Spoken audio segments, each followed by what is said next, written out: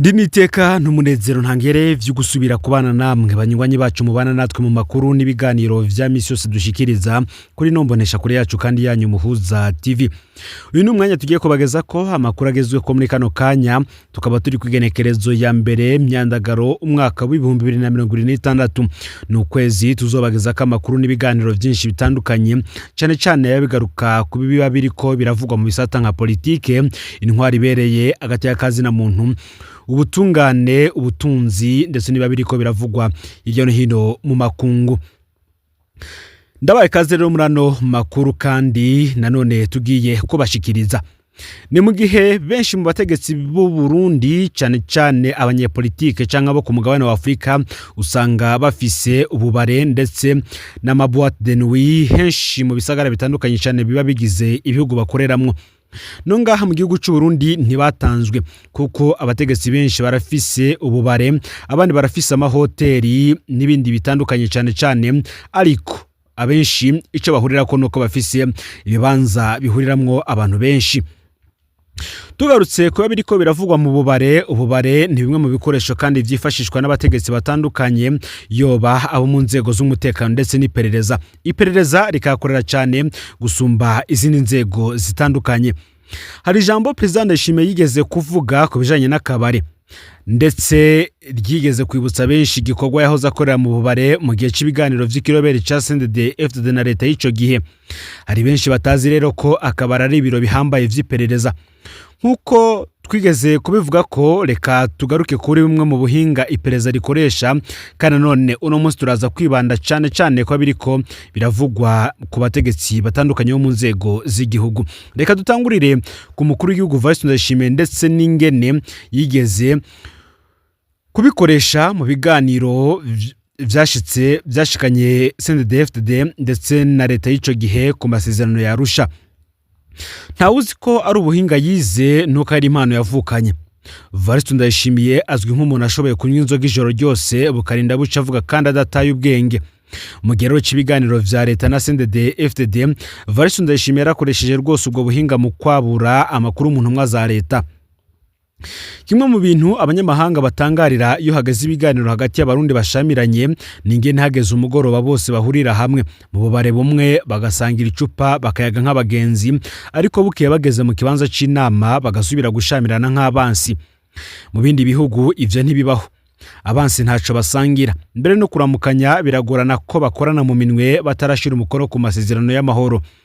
Abarundi rero bo barahura bakagwana mu nda bagatwenga bakanahana n'ubutumwa bashira imiryango kandi bakiriko baragwana. Mu gihe cy'ibiganiro Vice Ndayishimiye yarikirana cyane n'intumwa za leta bagasangira icupa akabatera inkuru bikomeye. Ijoro rikuze uko amasaha yaze riterera niko abantu baza baragabanuka baja kuryama kubera we ataruha yagoma ngaha agasigarana n'abanyuma. Bamwe muri abo bamaze kubarirwa nibwo baheza bakamubwira ivyo bagize delegation ya leta batumvikana ko imikenyero bafise abategetsi bo hanze bamaze gura n'ivyo babahanuye, ivyo ubutegetsi butinya, ivyo bwiteguriye kurekura n'ivyo budashobora kurekura. Abatanga ayo makuru baba baborewe, ariko Ndayishimiye we yaba ari ku kazi vyose akabifata mu mutwe. Bukiye mu gatondo rero yava mu kabare aja kubwira abagenzi we bo muri CNDD-FDD imikenyero yose ya leta n'ingene baza kwipanga mu kuganira. Ivyo bintu vyarafashije rwose CNDD-FDD muri ico gihe. Akabare rero nico kibanza ca mbere iperereza rikoreramwo ku isi hose. Hariho abakozi b'iperereza bajejwe kuja mu bubare kumviriza ibivugwayo. Abo bantu barahabwa amafaranga yo gusorora no gusororera abo babona ko bokurako amakuru.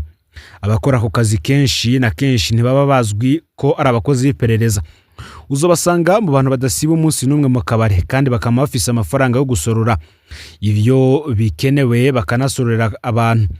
Bamwe usanga bazi kuryosha ikiyago ku buryo biba vyoroshe ko bizera. Nimba ari akabare kajamwo cyane umugwi kanaka w'abarundi, ako kabare bakarungikamwe abakozi basa nabo nyene bahanywera.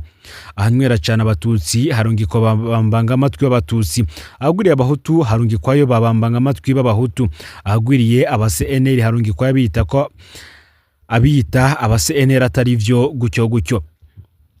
Mu kabare rero havugirwayo amakuru menshi cyane yerekeye ubuzima n'imiryango y'abantu.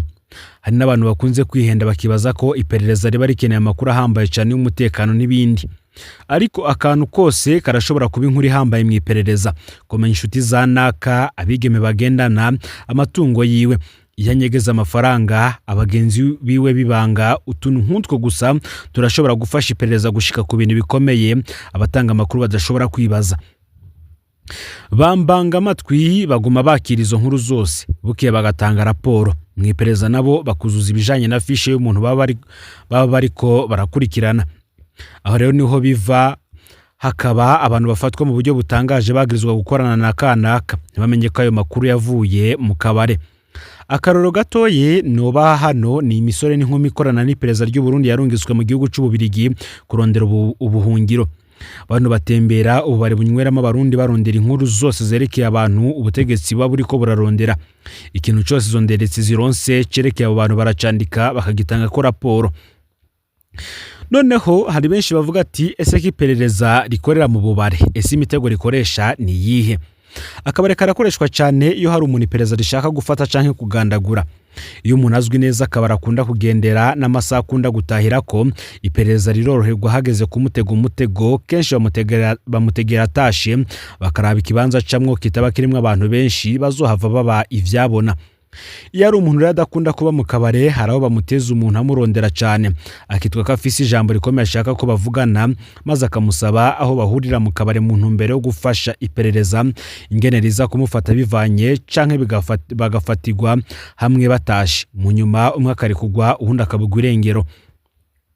Akaroro twobaha hano ni nyuzwa rya Eustache Miburo ku mugwa mukuru wa Muyinga hari muri Gitugutu umwaka wa 2021. Eustache Miburo yahamagawe n'icegera cy'umukuru wa CNDD FDD mu ntara ya Muyinga witwa Cyprien Havyarimana. Ntawe uzi ico bavugana, baragenda basangira icupa mu kabare bita kwa Tangara, hanyuma murantungi ntago ari kwa Tangara, kwa Tatagara. Hanyuma inyuma y'isaha 2 z'ijoro Eustache arasezera arataha. Eustache ageze ahantu ku ruzitiro rurerure rw'ikigo cy'ababikira yaciye anyuruzwa n'imbonera kuri zasha bari nimubona harimo n'abakorana na cacegera cy'umukuru wa CNDD FDD mu ntara. Akabare k'uwo munsi wari umutego. Harundi yakoresheje kenshi mu bintu bimeze gutyo. Umupolisi Hassan nimubona batazira Rove yagiye gusangira inzoga mu kirabo mukanyosha n'abanywanyi ba FNL bitwa Theogene Nsengiyumva, Ferdinand Mutareteka na Jean Berikimasi nta Karutimana muri Munyonyi umwaka wa 2018.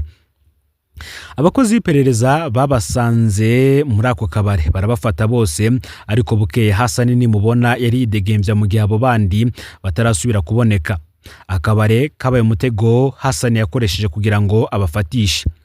Mu biperereza rikoresha mu bubare rero harimo abasanzwe babukoramwo, abadandaza, abaserveri, abotsa inyama, abanyezamu, abapolisi n'abandi.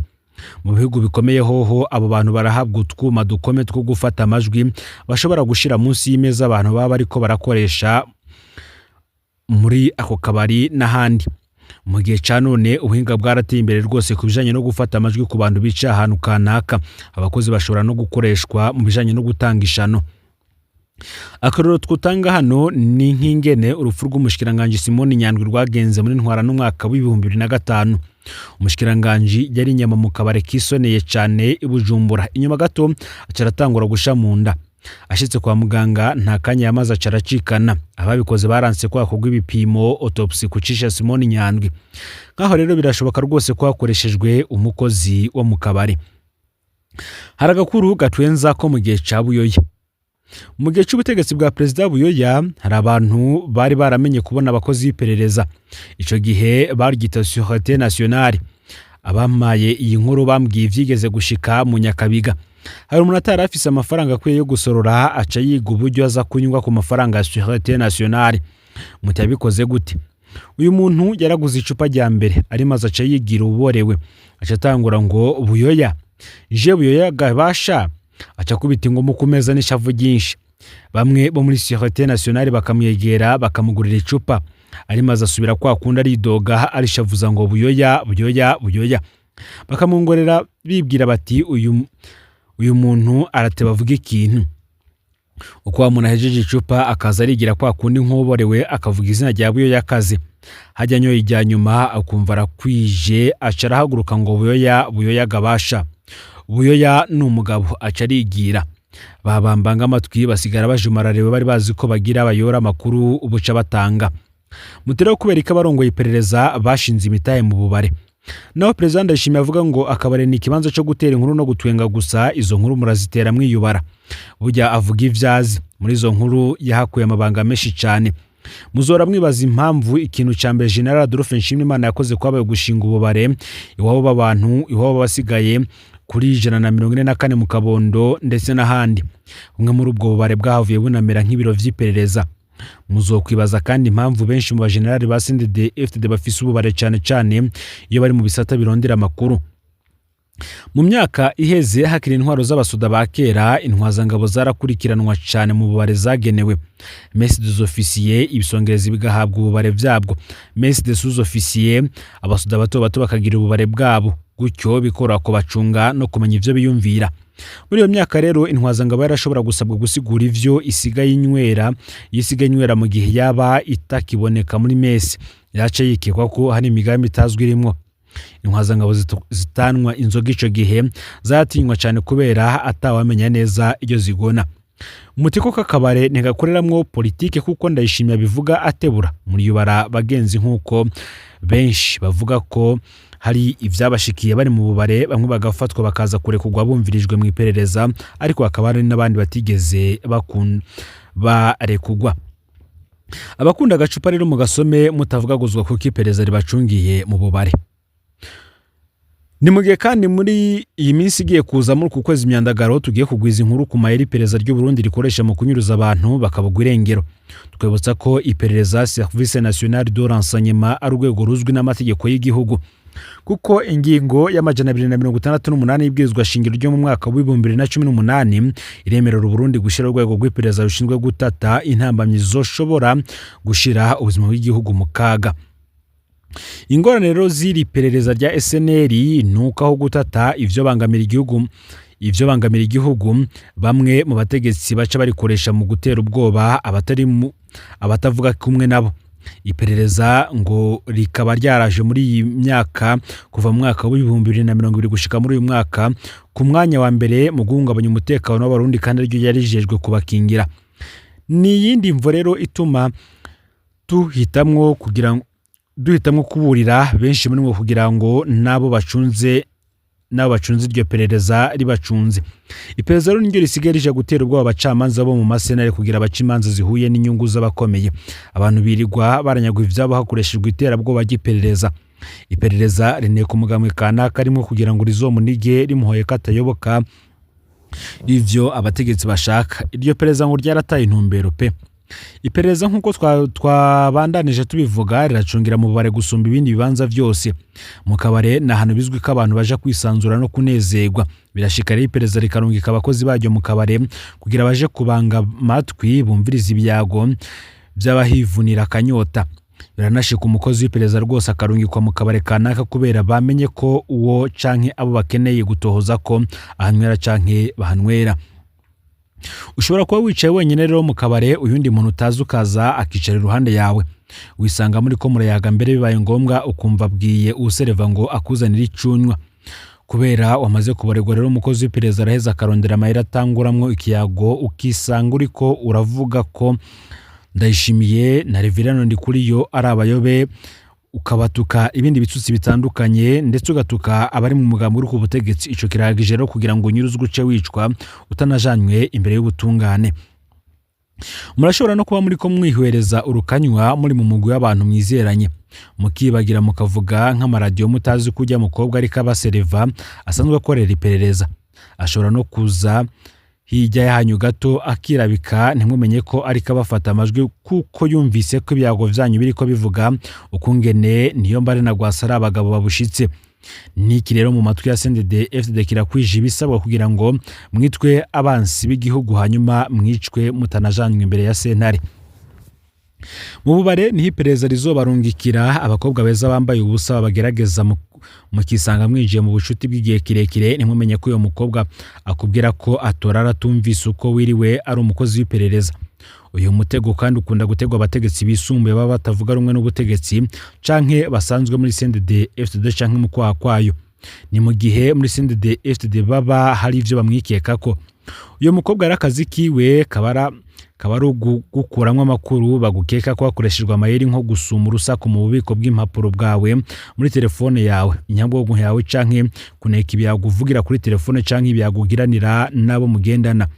Nahajya rero muzoza mubona umuntu abogozwa mu mabanga giturumuka canke akicwa mu buryo butangaje ku buryo uyu mukobwa kuneka hari gihariwe ahavaga habwa amategeko yo kugwishana kugira ngo ubave kwizosi. Ugasanga rupfuye uzira ko iperereza ryamenye ko uri umuyoboke wa kanaka atavuga rimwe kumwe n'ubutegetsi. Iperereza ryo mubare kandi ndashimiye nkuko twatanguye tubivuga asanzwe ari mu binasobanukiwe cyane, kuko nkuko twabivuze mu biganiro yarusha ndashimiye yashobora kurara aranywa inzoga bukamukera ko abandi bagwanya itiro ryabaremereye bakaja kuryama. Ndashimiye rero yaba ari karasopa amajambo mu bake kugira ngo CNDD-FDD imenye kungena izindi mpande ziriko ziripanga mu biganiro. Ni ibintu kandi vyagiye birakoreshwa n'abandi bategetsi batandukanye atari abo ngaho mu gihugu cy'u Burundi gusa, kuko no mu karere ka Afrika y'ubuseruko harimo ibihugu vyakoresheje iperereza ryo mu kabare gutyo. Amayere rero iperereza rikoresha mu gutata mu bubare ni menshi cyane. Umuhinga wo kwirinda iperereza ryo mu bubare yo kwirinda kubavugira amajambo, kwamenyanira nabo mutari muzinanye, ugatangura kwirekura mu kuvuga, kwirinda abakobwa bo mu bubare badandaza umubiri abazwi cyane ku izina ry'abamaraya. Aba rero nga benshi busanga araba ko ziperereza kandi bakomeye cyane, kuko bo baranahabwa amahera menshi cyane bakoresha muri ivyo bikorwa vyabo. Ukisa mu nyuma ukazosanga hari umwe mu bantu yagiriwe nabi n'ubutegetsi canke se ni hari ibindi vyamubaye ko ariko azize abo yahuriye nabo mu bubare.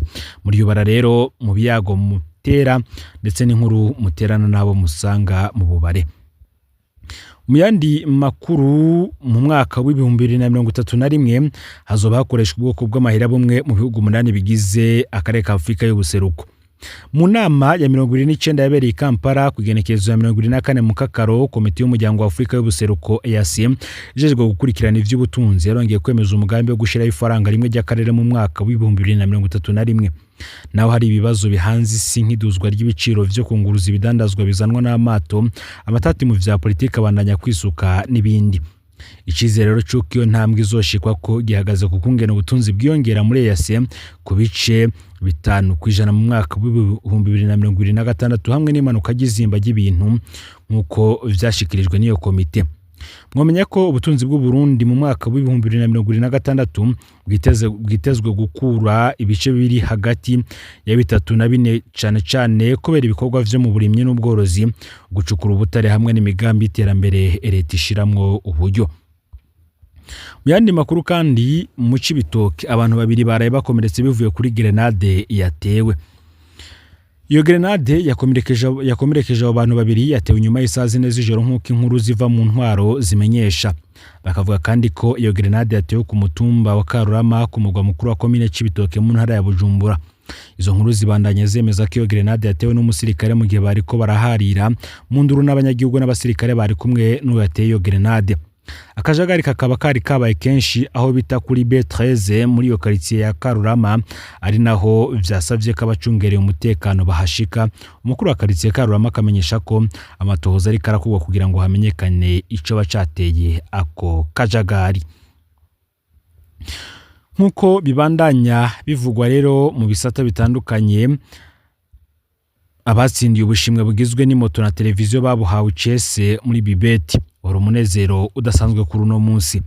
Kwigenekerezo ya 31 mu Kakaro uyu mwaka w'2026 ku cicaro c'ishiramwe Bibeti mu gisagara ca Bujumbura wari umunezero udasanzwe ku bantu baronkejwe ubushimwe kubera amahirwe yabo. Jean-Marie Vianney Ndayisenga ajejwe gukurikirana ivy'ubudandaji vya Bibeti avuga ko intumbero yo gukora ibi bikorwa vyari bishimikiye kwiganwa ry'igikombe c'isi. Kubera ko rero iryo higanwa ngo rirabwa na benshi n'abarundi barimwo, kandi ari igihe abatari bake baba bariko baratigira ku nkino muri Bibeti ngo bahisemwo gushiraho ubushimwe busumbirije amahera basanzwe baronka.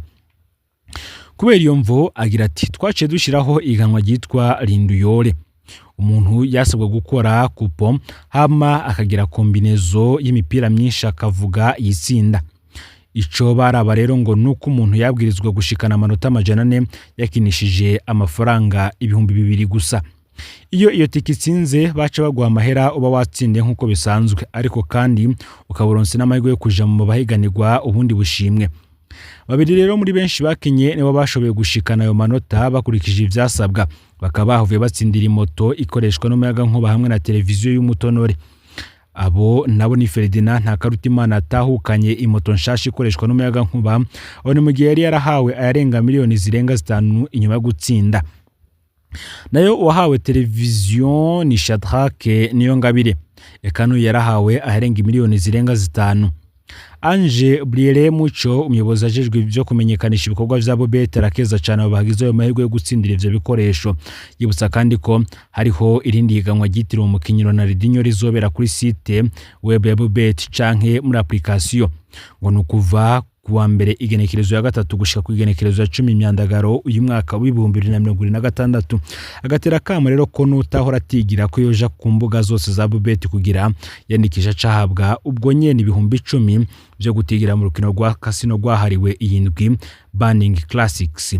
Mwamenya ko bahavuye kandi bahana amatelefone ngendanwa abafatanya ibikorwa babo bakorera mu ntara 5 zigize Burundi mu ntombero yo kubatera intege. Ayo rero niyo makuru yaragezwe ko muri kano kanya.